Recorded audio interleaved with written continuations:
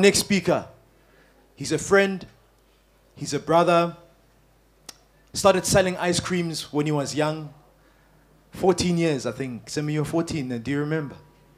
Yeah, he was 14, Upumelokshini, eTembisa, and he started selling ice creams when he was 14. So this selling thing started when he was young. It didn't go well because he's no more selling those ice creams. Then he moved on. Watoli Nyugu from Itamalake so that he can start selling chickens. That also didn't go well because he's not selling the chickens anymore. But he didn't give up. I met him, I was doing a TV interview with Nimrod Nkosi, and he came through and he was selling a drink called Sky Roll Twist. I thought grape Tizer was great. But after Sky Roll Twist, no. I even went to Pick and Pay. It was even in Pick and Pay. It was available at Pick and Pay. And he's going to speak about how do you sell to scale. Because he sold the business which he built. Lastly, there's shoes that I'm wearing. I don't know if you can see them. You can't see them.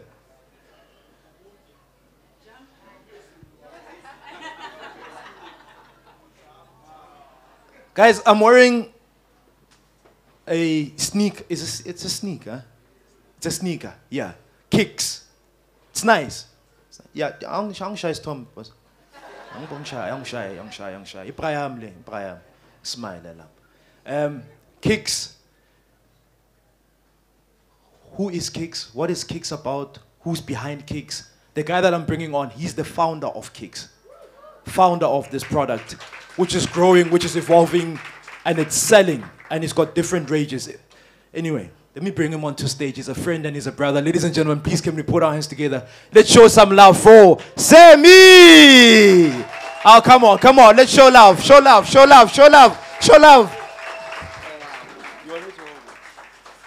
Thank you so much. My brother, over to you. How I sold to scale. Sammy, founder of Kicks. Do you need help? Are you good? Sanbanan, Ninjan. So, thank you so much for that lovely introduction. I don't actually get used to someone literally talking about me. I'm actually quite shy, but I really appreciate that. So we're here to talk about sale techniques, right? Please, Khayelitsha. We're here to sell, right? So NetBank, please participate as well. So what's going to happen now, I want all the entrepreneurs in the room, right? I'm going to give you almost a minute. I want to use that minute to connect to as many businesses as possible. There are three things I want to identify that I want you to identify as a business. One, I want you as a business to be rememberable. So you must have a staying power as a business. Number two, you must explain what you do as a business, but out of that business, have a link that will carry on out of Monday, out of this meeting. So if you're not in business, you're looking to start that business, position yourself on how you introduce yourself. Tell a person about your vision, what you're planning, what are your goals. So the last one for entrepreneurs, I want you to tell that person how you provide a solution for your consumer or for your customers.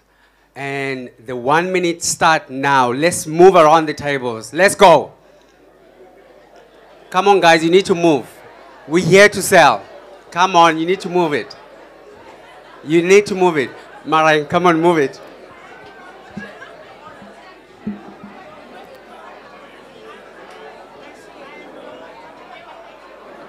You need to interact. Tell them about your business, what you do.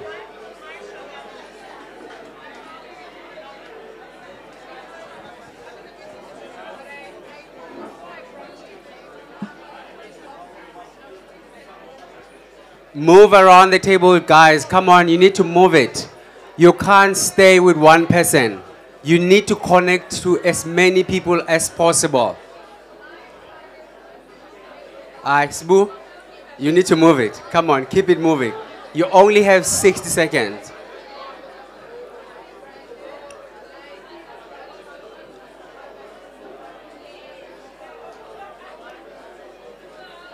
I love it. I love it. Keep it moving. Keep it moving. Keep moving. Keep moving. You've got a deal. That's what I'm talking about. A deal is made here. Come on, guys. We're selling. Sell yourself.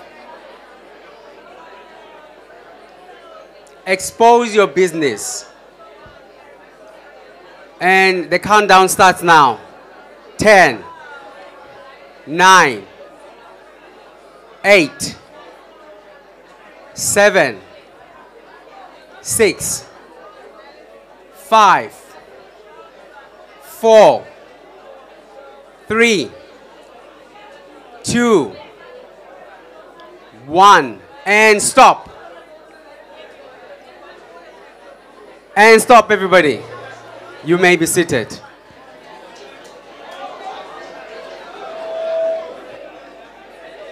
Hi, guys.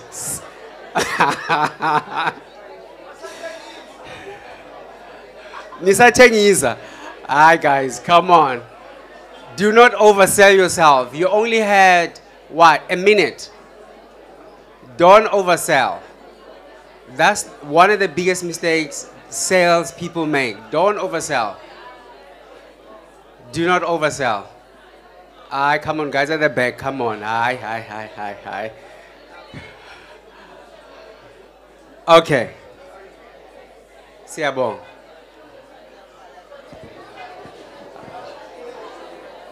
Aye, boo. When I offer 60 seconds, I didn't know it would be out of control. The hunger and the passion that entrepreneurs are showing, it's really, really, really amazing. And I'm really, really proud of you that you can understand the ability and the opportunity to sell. And what I want to start with is, it's a quote which I wrote. Not everyone has an opportunity. The ability to recognize when an opportunity is presented to you as an entrepreneur, it's a foundation of your business. And I started my business at the age of 14 on the street of Tembisa. Is there people still selling at the back? Hi guys, you can't be selling still. That's overselling there at the back. They're still selling there at the back.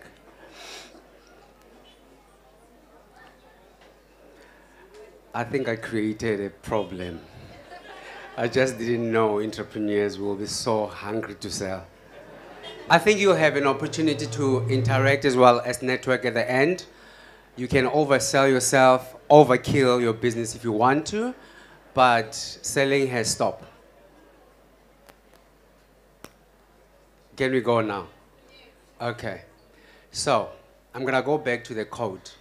And I want you to understand the quote that I was reading, that not everyone has an opportunity. It is the ability to recognize when an opportunity has been presented to you as an entrepreneur. What is an opportunity? What is the ability to understand the opportunity that is being presented to you as an entrepreneur?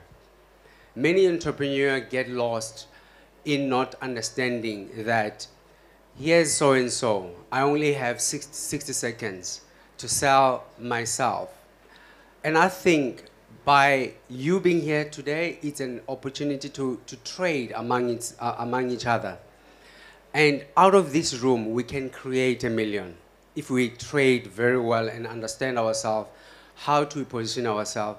How do we trade and maintain businesses? I started my business at the age of 14, selling ice cream on the street of Tembisa.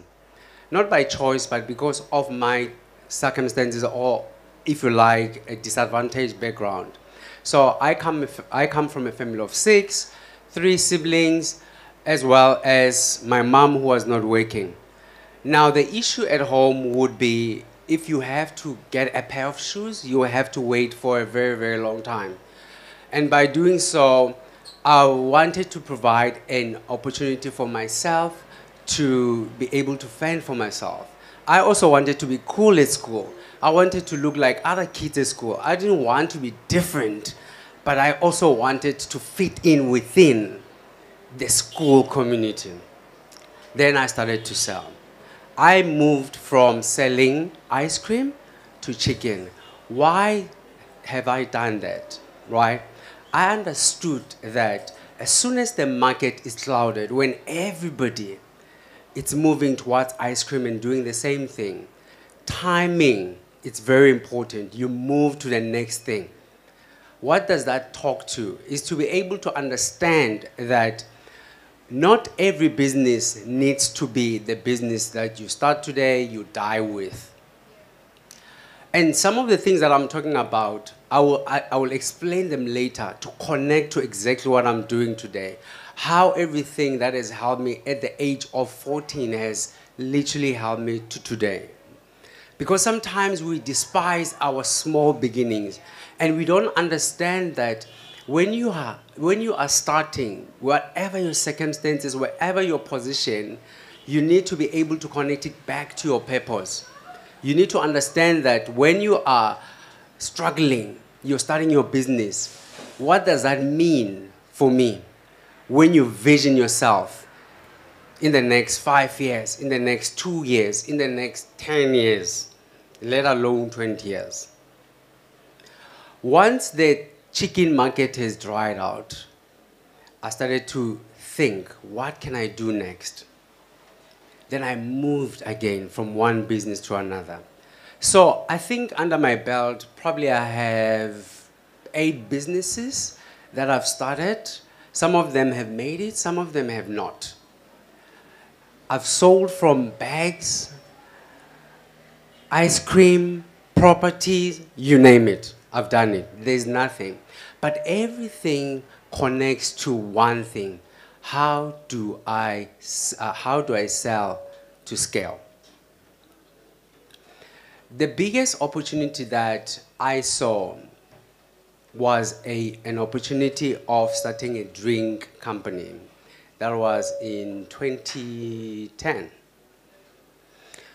World Cup is coming in South Africa, and in my mind I'm thinking we will have visitors, and those visitors will want to sleep somewhere, and they will want to consume a beverage, whether it's cold or whether it's hot, right?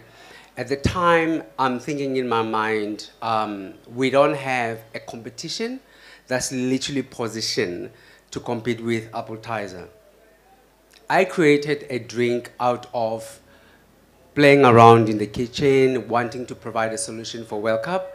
And what I did from that playing around was creating a 25-liter that was being sold to Tohosan hotels. Tohosan hotels gives us a report and says, okay, we love your drink. People are demanding this drink. Out of that report, you're creating a further leg for your business to grow. We took that report and we said, okay, people love the drink, but how do we then extend that into a retail model? We then said to ourselves, we will move that business model from a hotel or hospitality straight into the hotel, into the retail model, so that we can have that access to market. But all of that positioned to exactly where I am. When you start a business, there are a couple of things that you need to know as an entrepreneur, right? I think the first one is, why am I starting that business? You have to be very clear and be intentional why you're starting the business.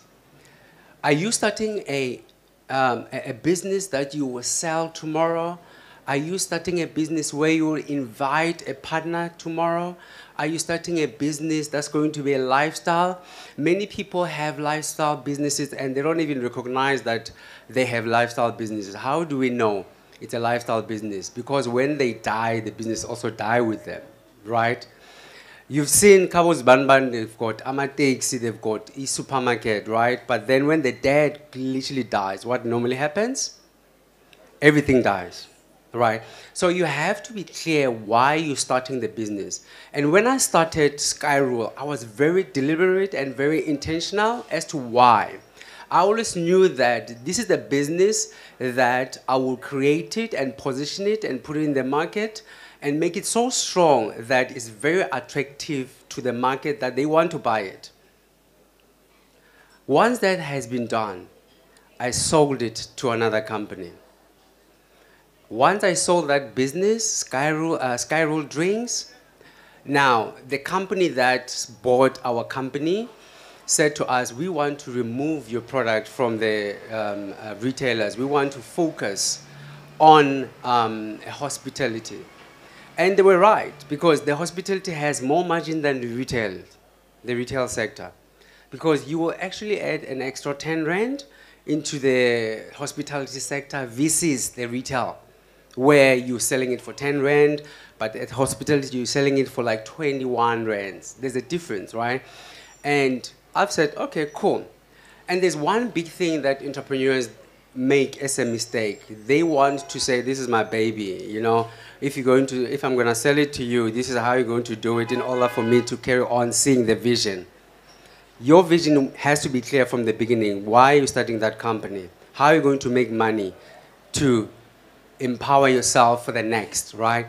And what that does for me, what that did for me is that I wanted to create a model that will literally allow me to be able to position myself, never to be able to go back to a bank and ask for funding. Because most of the time, right, you start one business and then you sell it. After you sold it, you've bought a car, you've bought a house, you've gone on holiday, you went to the beach, then you start again, then you don't have the money. Why you want to do that? You understand? That will come later. Do you know what I mean, entrepreneurs? So, once that business was sold, they wanted to do they wanted to introduce their own plan into the sector of hospitality. That was done. We moved along, and we've signed agreements. I then said to myself, okay, I'm starting a new business. What is that business? It's called Kicks Sportswear. I'm wearing my own sneaker. Sibusiso has been wearing that sneaker for almost all the tea meetings, and I really appreciate that support. And what I'm going to do for all the tea people that have, all the entrepreneurs that I have attended today, they will, from Monday, they will get a 50% discount. You have to use tea on our website. You literally put tea on Monday on our website, you get a 50% discount just by attending tea. So, when it comes to brand position for Kicks, we were very clear that we wanted to create a brand that will be from Africa to the world, that will be able to compete from the level of the other brands. And the idea for me was very clear that we're taking finance from one business to another in order to start something else, but what are we introducing in the market? And the biggest vision to that was that we wanted to create the first African sports brand that will compete from Africa to the world. And we've done that. We produce sneakers, we produce flip-flops, we produce backpacks, we produce your face masks. So it's an all-rounder, your apparel, in terms of look and feel. We compete with the likes of the ones that you know. I'm not going to mention them because I don't want to give them airtime, right? We compete with that. Out of that company, we've said to ourselves, how do we then position the brand? There's already players that are playing on the same space that we want to play in. You can count up to 15. But how do you position yourself as a company, as a brand, without you thinking about the logo, without you thinking about a sneaker, without you thinking about the products that we have? The first thing we've said, we want to have soul in the market. Soul in the spirit of you want to keep people moving. Our slogan is, keep moving. We wanted to offer something that is new. It must have soul.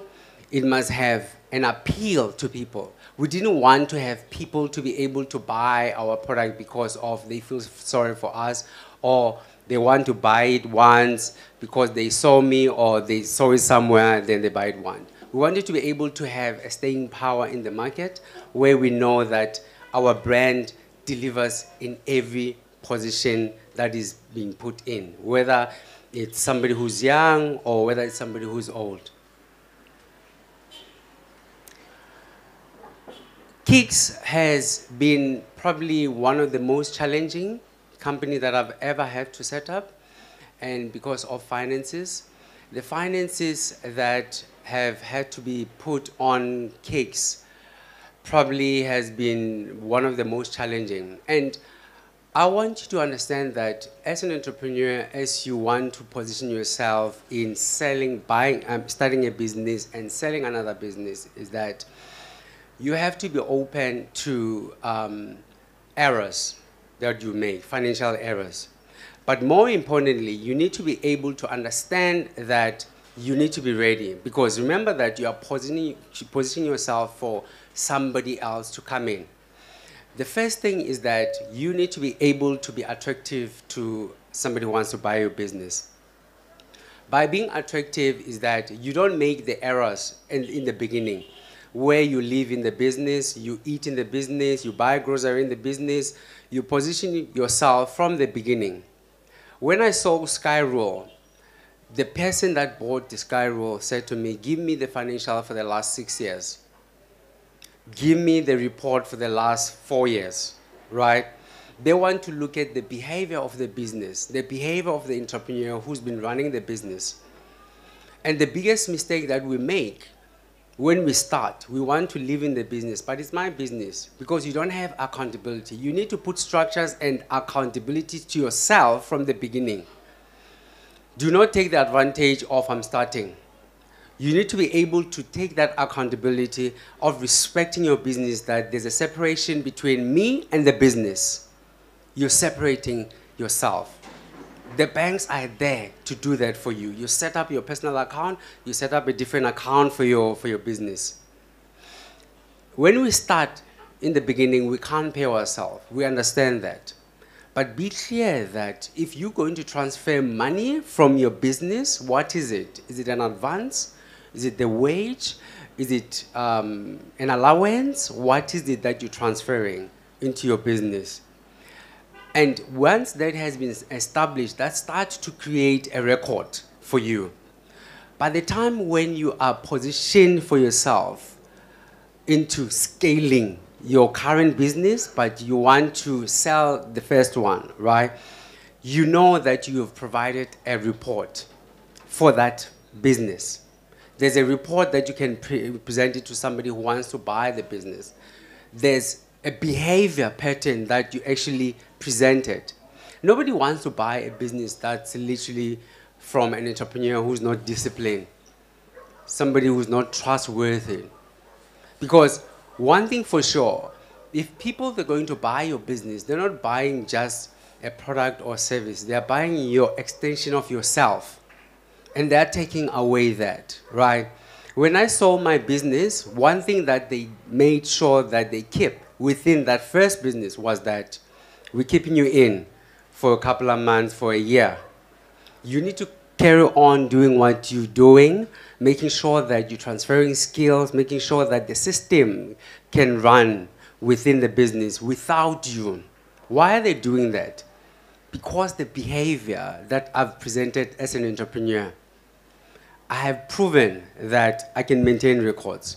I can do this and that and that. When they bring their employees, it's a transfer of skills, but at the same time, it's a know-how. How do you then move to the next one? The current position. Current position of Kicks. We are opening our first store in December. Festival Mall, Kempton Park. And why we delayed to open our first store? Our business is turning 2 years this month, right? So we've been in the industry for 2 years as Kick Sportswear. But the biggest part for us was that we want to be able to prove the market. We were not looking at who is in the market, who's selling more, who's not selling more. We wanted to have a record. The bigger thing of what I do is to make sure that I keep record.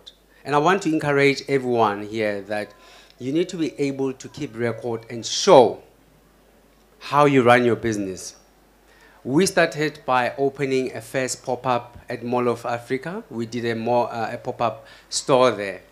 And once I was sure and the business was literally bringing in money, I was sure that, okay, this is the business that people are literally demanding the service, are demanding the product. What is next? Can that business be translated to another location? We then said, okay, let's open a second pop-up. Why are we doing pop-ups? We're doing pop-ups because we want to collect report. We want to talk to our consumer. And I think Mareng was talking so much about you need to be able to collect that report.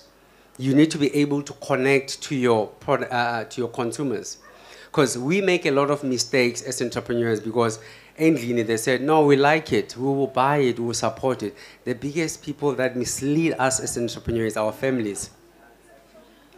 They mislead us because they make us to think that the product is great even when it's not great. How many of you have seen people on Idols?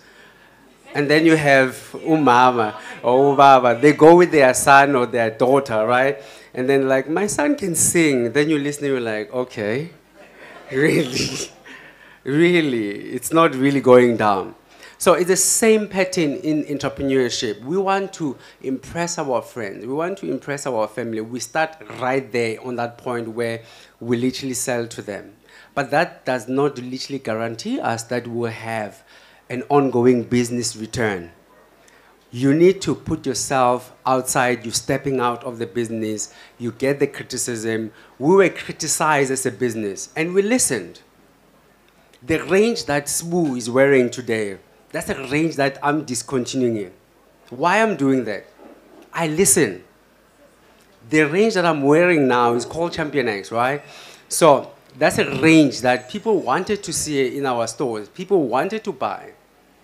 The range that Sbu is wearing, that's a range that sold, but it actually struggled in some of these colors.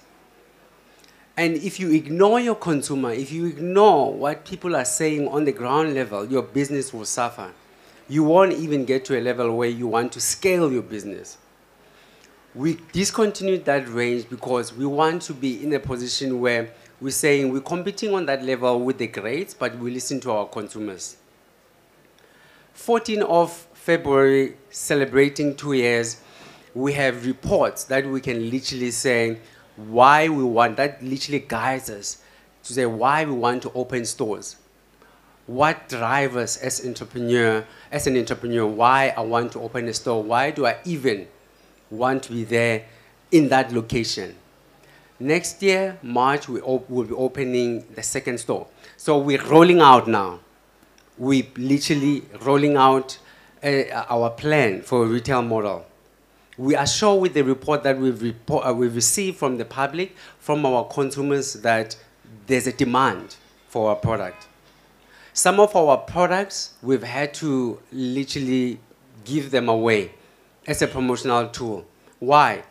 Again, there are people that do not necessarily have the rand value, but they have a sense of wanting to support you, but because of they cannot afford your product, they will be vocal, whether on social media, whether on newspapers, or whether on WhatsApp, right?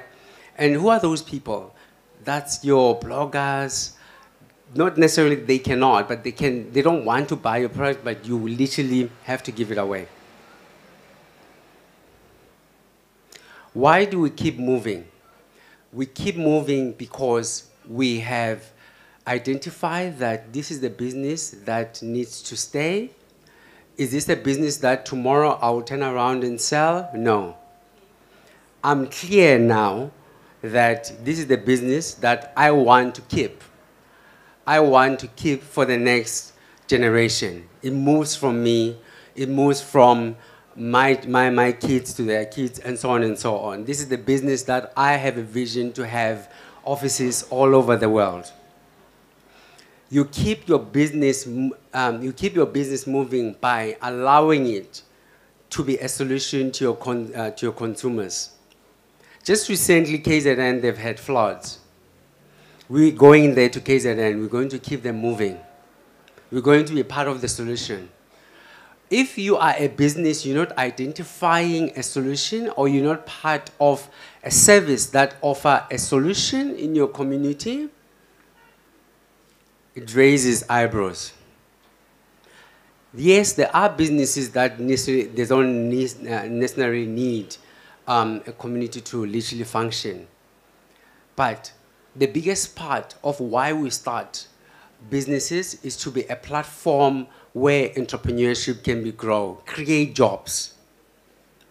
By 2023, December, we would have created 76 jobs on the retail level as well as on the warehouse level. Why are we doing that? We're creating a platform where entrepreneurship can be created, jobs can be created, and being a platform of entrepreneurship.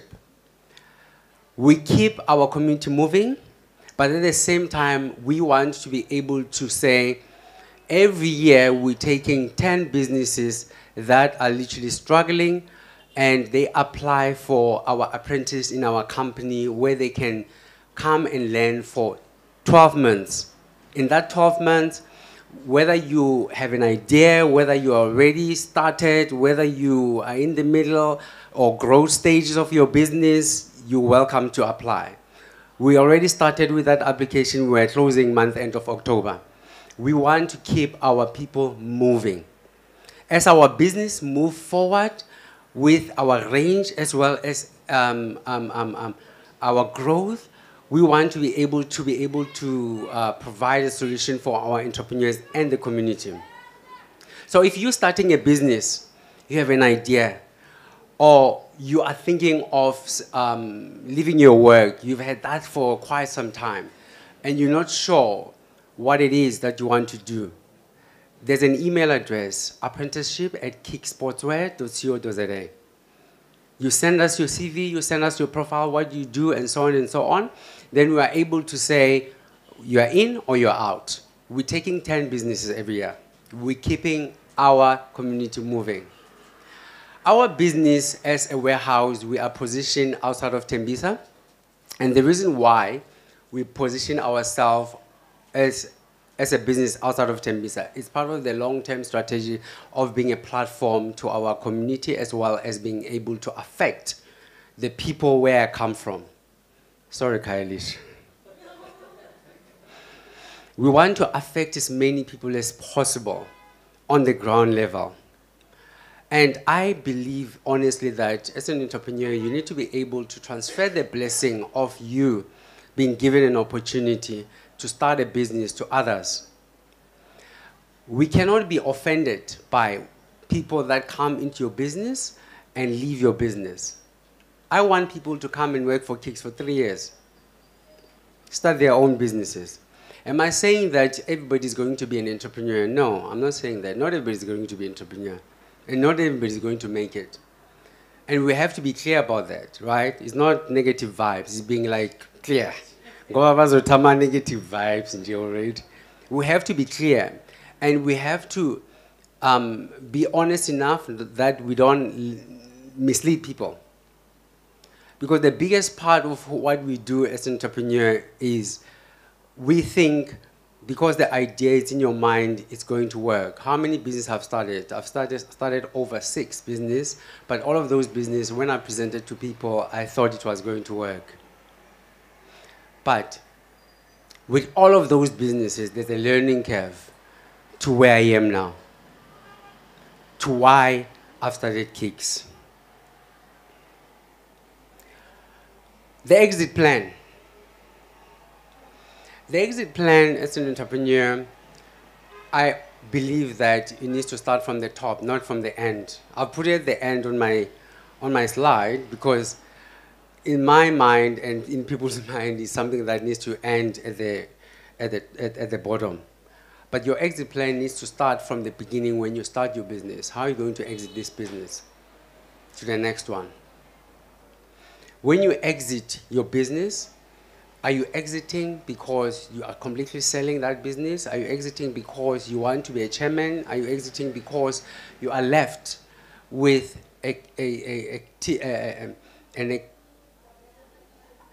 are you left with a couple of shares? And then you're wondering what's going on. You have to be very clear what is your exit plan. And your exit plan starts from the beginning. I'm starting this business. What is the plan to roll it out? What is the plan to help it grow? What is the plan to have finances in place for this business? But at the end is, how do I then exit the business? I love to exit businesses because it provides me with a peace of mind. Am I ever going to exit Kick Sportswear? Yeah, I will be. But I'm still owning it. What that do? We start businesses as entrepreneurs because we want to provide a certain lifestyle, we want to be blessing, for many other reasons. But at the same time, I believe that you need to be able to affect the next generation. And the moment when I exit, I play a role of a chairman, or I play a role of a group CEO, or whichever that will come first, depending on the growth of the business. Then that's the plan that I will implement. I want to encourage you that for everything that you do, for everything that you're going to implement in your business, you write it down. If you have not wrote your plans down, you're like somebody who wants water, but they are literally drinking water through their hands, not through their glass. Everything is literally sifting through. Write your plans down. Write your goals down. There is nothing like an entrepreneur who does not write and read books. Those are two things that you need to be able to do in order to be able to implement your goals. You write your goals down. And there's one thing that we forget to do. We pray about what we write down. Why do we pray about it? When you are an entrepreneur, it's not something that everybody can do. The entrepreneurship, it's a journey that we go through a lot. We all know that, right? We go through a lot. The phone calls when you have not paid your invoice. The sales when they have not come through. When you have not paid your employees. When you have not paid rent. All of that is a combination of a challenge. I don't call it a difficult period. I call it a challenge. Because why? We are made to deal with all of that. So it's a blessing on its own. So you need to be able to write everything down and pray about it. You wake up in the morning, you remind yourself why you're doing it. You see yourself in 10 years' time, how many employees you're going to have. You call it, you speak it to existence. Not because we are Thanya, no. It's because there's power in your tongue. And the moment you start to implement that, you've got a winning formula. Because everything comes into existence when you speak it. My journey as an entrepreneur has been an exciting one, but at the same time has been a challenging one. And the biggest excitement that I always have is to see people buy cars, be able to feed their families, be able to do things out of what I had vision, out of everything that I had, planned. And entrepreneurship is a challenge on its own, hence why I have put together 30 things that we're going to say together, right? Now what happened to my slide? Even when your dream seems insane to others, you keep working on them. And let's say the last 3 things together. You kick your obstacles. Hi, guys. You kick your obstacles. You kick your low self-esteem. What's the last one? You kick your self-doubt and you put in the work. Why do I have put all those 3 points together? Because they will happen to all of us. You will self-doubt yourself. You will have obstacles on the way. And the only way is to be able to kick those and provide a solution to yourself, to your business. And you keep going. If you're not able to do that, then you either need somebody who will support you. Hence why in the beginning I said you need to be clear. Are you even going to have a partner in the business that's going to support you? Not everybody has an ability to be mentally stable. And very few people or entrepreneurs that are standing today have not gone through depression and stress. So you need to be able to kick everything that's coming your way. Everything that comes your way, you are able to kick and you move forward. Ladies and gentlemen, thank you so much for your time. I really appreciate you, Khayelitsha. I'm coming back. I'm coming back. Don't forget to use that 50% discount on Monday. On our website, you put T on our website, and then you can get yourself a 50% discount. Thank you so much.